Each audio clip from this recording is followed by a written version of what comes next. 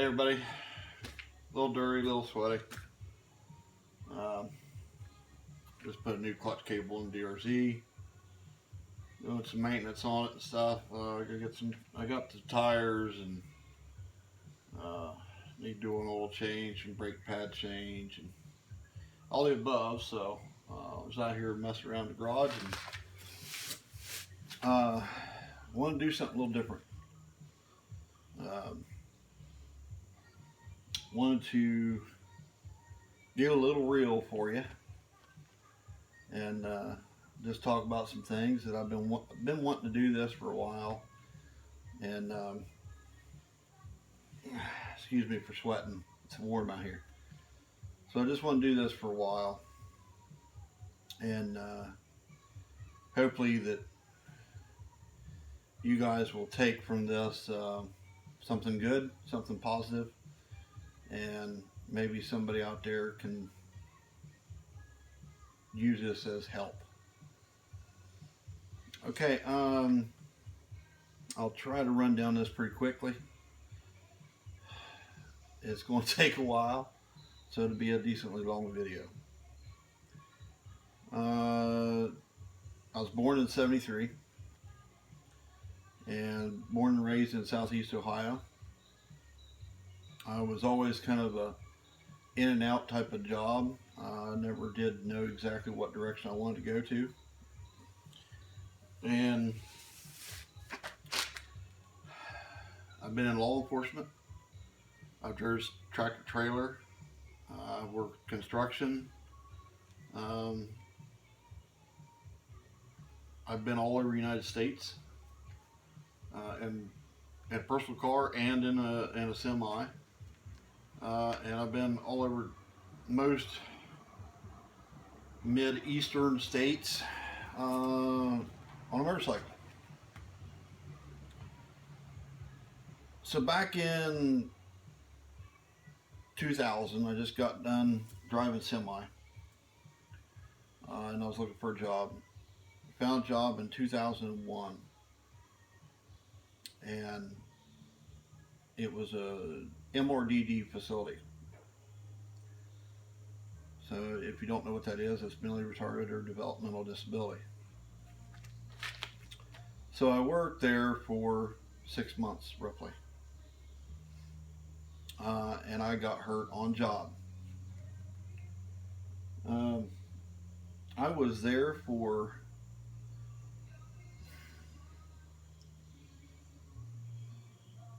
basically a one-on-one. I was there for the clients, and I helped a one-on-one client, which was an aggressive client. He got aggressive one night, and I got hurt. I messed up my neck and back.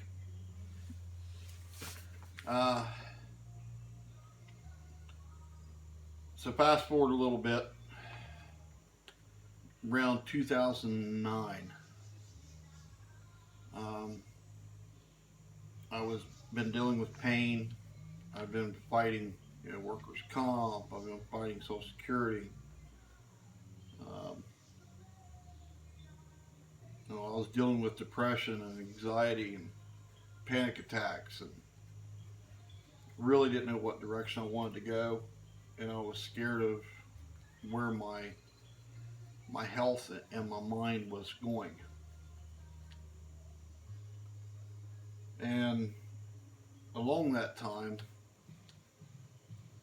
I began to fade, I guess.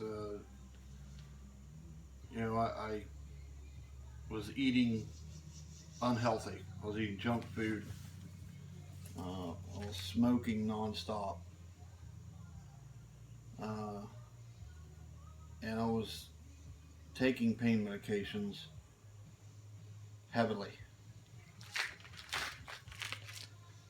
So as I progressed in time and got worse and worse and worse, which led up to around 2009, I got really dark. I didn't see the light at the end of the tunnel. I didn't know my direction, and I was scared. I was tired of dealing with the pain, and I was struggling really bad. The panic attacks and the chaos that was in my head uh, led me to places that I didn't want to go. In 2009, I contemplated suicide, and in that time frame, same time frame, in 2009, I attempted suicide. It was it was a tough time in my life. Um, like I said, I was dealing with the pain from being hurt, my neck and back. I was dealing with the depression of not being able to work, not being able to do anything like I used to be able to, um, and just having everything on me. Dealing with the courts and dealing with all the stuff that I was dealing with. It was tough, and I sought a cheap way out. Uh, I sought a cowardly way out. I didn't want to face my problems. I just wanted to escape them. So I'm sitting on the bed, and I just took 30 some pills. And, you know, it, after 30 some pain pills and medication, you would think that I would be sleepy. You would think I would fall asleep and that would be it, which I was hoping that's what I would have done. Um, didn't happen that way. My life turned a little bit. I broke down immediately and started crying, and I couldn't control myself. I just bawled and bawled and bawled. And, I thought to myself, what did I do?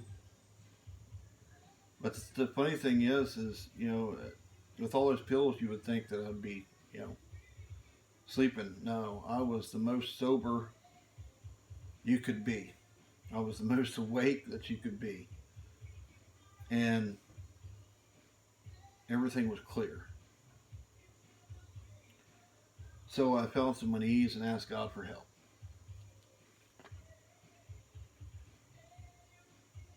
So I talked to God there for the rest of the night and bawled and bawled and bawled more. Fast forward to 2015. My life continued to get worse. I was dealing with worse pain. I was dealing with worse anxiety, worse depression. I was fighting the demons within me, and there was a lot of them.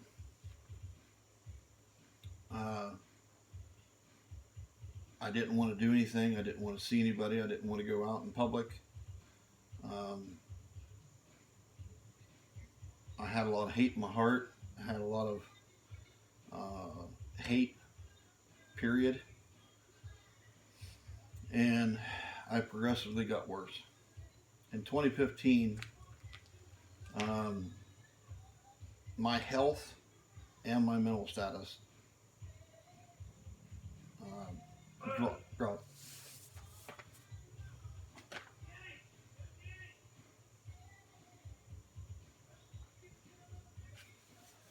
Okay, after people getting interrupted.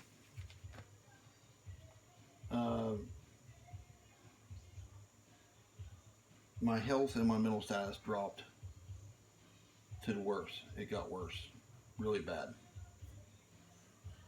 In May of 2015, let's start over here. I'm getting ate up with mosquitoes. In May of 2015, I went and seen the doctor. The doctor said I was doing good. We was working on a plan to help with the pain. We was looking different routes and avenues to go, and it seemed like I was okay. My health and it dropped dramatically from May to August. August 15th of 2015, uh, I had a full-blown major heart attack. August 15th of 20 August 15th, 2015, around 8 o'clock, I took medication to take a nap, to lay down and try to ease the pain. I was taking, in that time frame, I was taking morphine and Xanaflex and Flexeril and hydrocodone, and I was smoking little cigars and eating junk food like it was nothing. Um, it was tough. It was a real tough time. And I didn't know where I was going. Well, August 15th, 2015, at 8 p.m., I laid down to sleep after taking some medication. I woke up at 10:30 p.m. with chest pain. 10:30 p.m. I woke up with heavy chest pain and I couldn't breathe, which I thought it was normal. It wasn't normal. I thought I'd been there before, which was a panic attack. So I waited it out. 30 minutes later, I'm bawling because of the pain was so intense. So I dial 911. I get the emergency people online. I say, hey, I'm having a heart attack. You need to get here. I give them the address, and then the line dropped. I was living in a camper next to my dad, or living next to my dad's. So I had to get my wallet, get my phone, and make it to my dad's because I need to get somebody. I need to get help. And with the phone dropping, I didn't know what happened. So I managed to get at my dad's. I managed to get them awake. They give them a call. They are on the phone with 911. By this time, I'm bawling so bad and can't breathe. I can't open my eyes. I'm freaking out. Emergency squad shows up. They're like, yeah, you're having a heart attack. Basically, let's get you in the squad. They said, can you get to the squad or do we have to put you in a cot? Yeah, I walked to the squad while having a heart attack. By now, it's around 11:30. So I've been in this heart attack for over an hour. And I'm still living. So we get in the squad. We're going down the road. I remember the entire trip. I remember every bump. I remember every street light going by. I remember what those guys was saying to me inside the squad. I remember everything perfectly clear.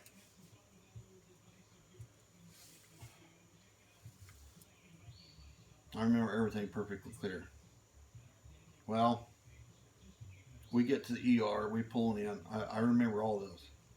We pull in, back up to the ER. They get me unloaded, get me into the emergency room.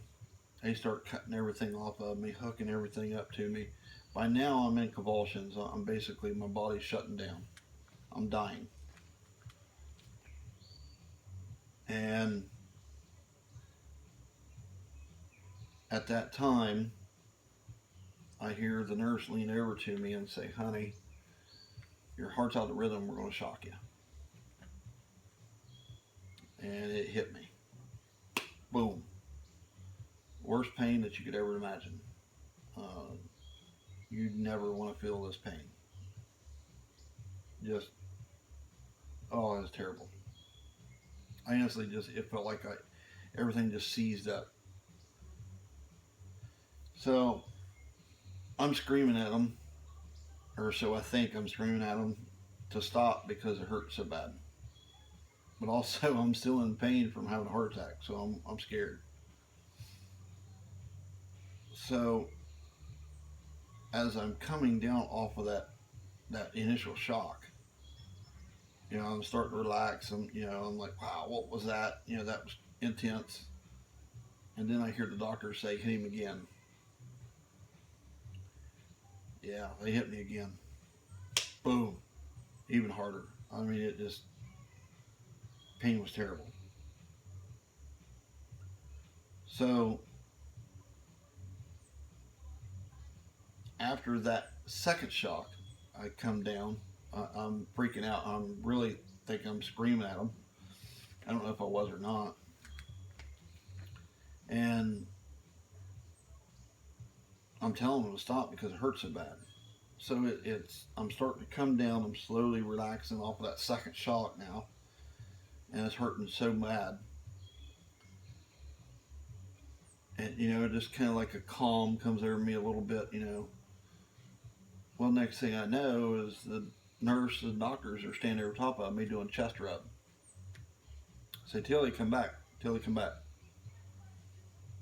Apparently, I was out, and they shocked me 3 times. I felt the first two. The third, I didn't feel it. I was dead. And I come out of it, and initially, immediately they start, working on me. And I'm like, what the heck's going on? They go to OR. They're doing the surgery. They go into the groin. They get one stent. That's all it took. One stent goes in. I remember the surgery too. I remember everything about it. I remember trying to talk to the doctor, and the doctor telling me to shut up because I was talking too much in surgery. So by 2 or 3 o'clock, August 16th of 2015, I was in recovery. Ever since August 16th of 2015, I haven't smoked. I tried to stop eating junk food, which is I still do here and there. It's not bad, not like I was doing before. I try to eat healthy. I try to exercise,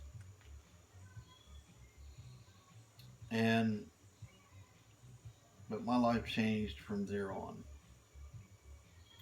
That night at 8 o'clock on August 15th of 2015, um, and I'm getting sweat in my eyes. It's sweating right here.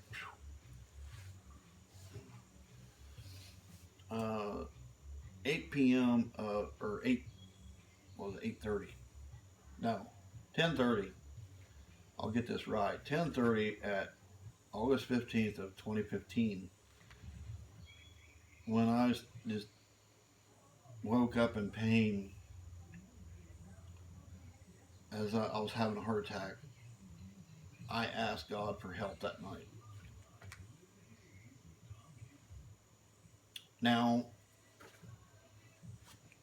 believe what you will, but I know that there's a higher power that night that helped me. He has put me on a path that I don't care what direction he puts me to. I'm enjoying whatever he gives me. So everybody's asked me, how can you be so happy all the time? Look where I've been, and then you'll know why I'm always fun or happy or try to have fun. I've been to been to the darkest place that you could be, dead, and I don't like it. I don't want to ever go back there. If I can, only on natural causes. But I wanted to share with you guys, kind of my story, kind of my testimony, and I just wanted to be kind of a real deal. I wanted to just let it out there. I've been wanting to do this for a while. I'm not much of a commentary person. I hate the sound of my voice. I don't know why, um, especially on film. So I tend to try to let everybody else commentate, and I just kind of sit back and enjoy what comes. But I'm going to try to work up talking to you guys more. So, in short, I hope that this helps people. I hope that maybe my testimony will help somebody that's out there struggling. There's more to life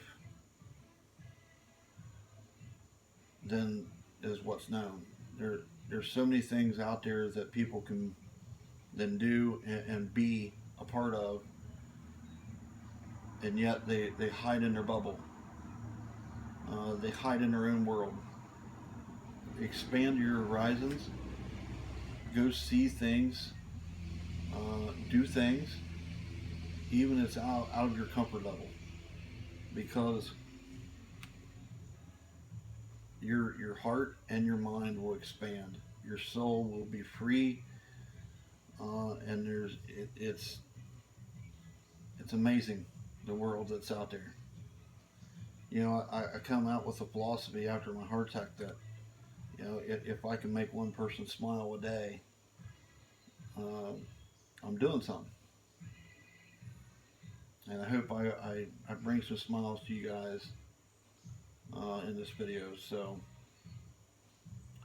to the people that's out there struggling, it's tough. I know. I've been there. But there is people out there that will help you. Friends, family, even strangers like me, I will help you. Reach out and get the help that you need. PTSD, suicide, depression, anxiety, anything that you're dealing with, there's somebody that'll help. So, tend it. Thanks, guys, for watching. I hope you guys enjoyed this. I hope that this is something that somebody can take away from and enjoy. So, and it changes somebody's life. Remember, the windshield is huge, the rear view mirror is small. Always look forward and try to bring a smile. Thanks, guys. Enjoy. Bye.